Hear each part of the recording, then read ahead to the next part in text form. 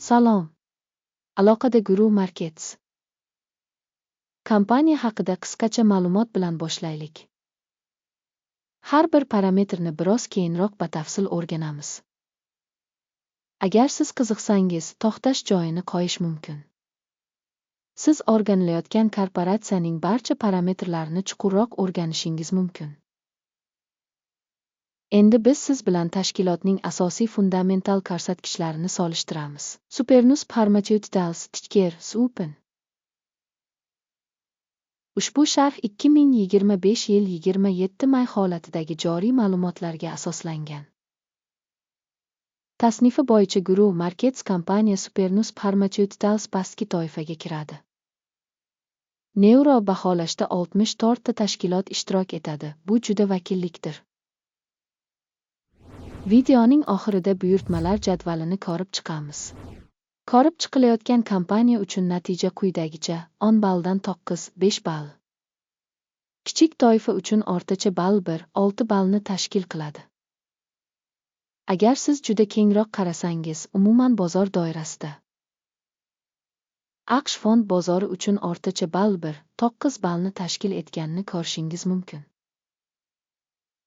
Uchun 5 ballga qarshi Supernus Pharmaceuticals. Kompaniya aksiyalari narxining dinamikasini solishtirish. Supernus Pharmaceuticals Inc. va kichik toifadagi kompaniyalar. 12 oy davomida aksiyalarni ko'ramiz. Supernus Pharmaceuticals 14% ga o'zgarishni ko'rsatdi. Kichik toifadagi narxlar o'zgarishiga qarshi 1123.6%. Tashkilotning bozor kapitallashuvi Supernus Pharmaceuticals 8 milliard dollarni tashkil etadi. Va kichik toifaning bozor kapitallashuvi 67 milliard dollarni tashkil etadi. Kompaniyaning balans qiymati 3 mrd. 29 milliard dollarlik kichik toifadagi kapitallashuv bilan bozor va balans qiymatidagi ulushlarni solishtirsak, biz quyidagilarni ko'ramiz. Egallagan ulush Supernus Pharmaceuticals Inc. kichik toifadagi fond bozori kapitallashuvini baholashda 692% ni tashkil etadi. Kitob qiymati kapitallashuvi 523% ni tashkil etadi. Kompaniyaning bozor ulushini va kichik toifadagi balans kapitallashuvini baholash yaxshi 1 ball. Tahlil qilinayotgan kompaniya 1 milliard dollar qarz majburiyatlariga ega. Balans qiymatiga bo'lgan qarz kompaniya kapitalining 3% ni tashkil qiladi. Kompaniyaning qarz reytingi juda yaxshi 2 ball. Kompaniyaning narx-daromad nisbati 29 ga teng. Kichik kategoriya uchun o'rtacha. Kichik toifadagi kompaniyalar bilan taqqoslaganda kompaniyaning bozor qiymati va foyda nisbatini baholash juda yaxshi 2 ball. So'nggi 12 oydagi foyda 62 million dollarni tashkil etdi. Keyingi 12 oy uchun forward daromadlari vaqtinchalik 140 million dollarga baholanmoqda.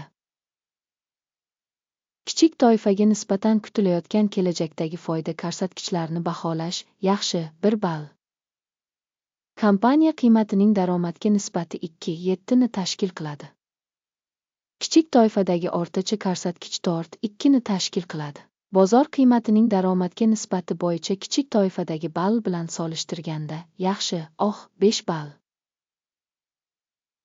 Oxirgi 12 oydagi daromad 670 million dollarni tashkil etdi. Kelgusi 12 oy uchun forward daromadi 1,4 million dollar bo'lishi kutilmoqda. Kichik toifadagi ko'rsatkichlar bilan taqqoslaganda kelajakdagi prognozli sotish hajmlari ko'rsatkichini baholash yaxshi 1 ball. Savdo marjasi 3% ni tashkil etadi. Kichik toifadagi o'rtacha -16,4% ni tashkil etadi. Kichik toifadagi ko'rsatkichlar bilan solishtirganda marginallikni baholash yaxshi 5 ball. Kompaniyaning kichik toifadagi xodimlar sonidagi ulushi 163% ni tashkil etadi. Bu bozor kapitallashuvi ulushidan 55% ga ko'pdir. Kompaniyaning bir xodimiga to'g'ri keladigan bozor kapitali miqdori $2666 ming ga teng. Pastki kategoriya uchun esa $4124 ming ni tashkil etadi. Kompaniyaning bir xodimga to'g'ri keladigan kapitalini kichik toifadagi kompaniyalar ko'rsatkichlari bilan taqqoslaganda baholash yaxshi, 5 ball. Kompaniyaning bir xodimiga to'g'ri keladigan foyda hajmi $91.8 ming ni tashkil etadi. Kichik toifadagi o'rtacha $164 ming. Kompaniyaning har bir xodimiga to'g'ri keladigan foydani kichik toifadagi ko'rsatkichlar bilan taqqoslaganda baholash yaxshi, 5 ball.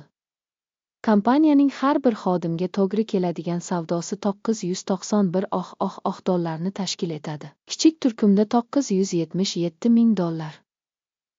Kompaniyaning bir xodimiga to'g'ri keladigan daromad ulushini kichik toifadagi kompaniyalar ko'rsatkichlari bilan taqqoslaganda baholash yaxshi, 5 ball. Sotiladigan aksiyalarning ulushi 7-5% ni tashkil etadi. Kichik toifadagi o'rtacha 5-7% ga nisbatan. Texnik ko'rsatkich RSI-14 kompaniya uchun 49% darajasini ko'rsatadi. Supernus Pharmaceuticals.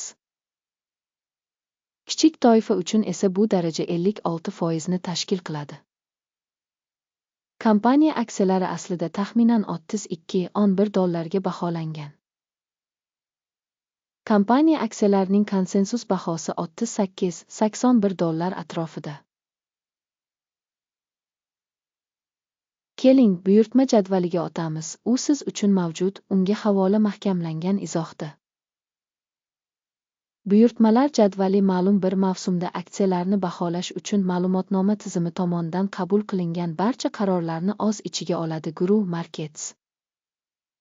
Buyurtmalar jadvaliga kirish bepul va ochiq, bog'langan izohdagi havola. Kompaniyaning tahlili natijasida Supernus Pharmaceuticals aksiyalarni baholash uchun axborot ma'lumotnoma tizimi Guru Markets qaror qabul qilinadi. $32.1 ga sotib olish buyrug'ini oching. Buyurtma kompaniyaning ancha yuqori bahoga ega ekanligi sababli ochildi. Korxonaning bahosi baholash usullari hokim indeksiga asoslanadi.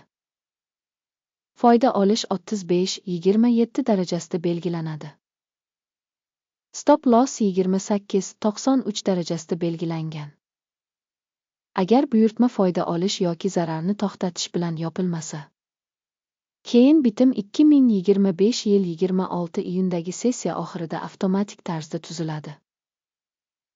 Yoki ushbu sanadan oldingi oxirgi ish kunida.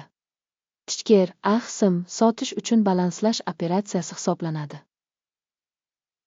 Balans tranzaksiyasi bo'yicha video ushbu kanalda bo'ladi yoki allaqachon e'lon qilingan. Buyurtmalardan biri yopilganda asosiy yoki muvozanatlashtiruvchi qarama-qarshi buyurtma yakuniy narxda belgilanadi. Tomoshabinlarga ushbu videoni tomosha qilganingiz va axborot ma'lumot tizimidan foydalanganingiz uchun rahmat. Guru Markets.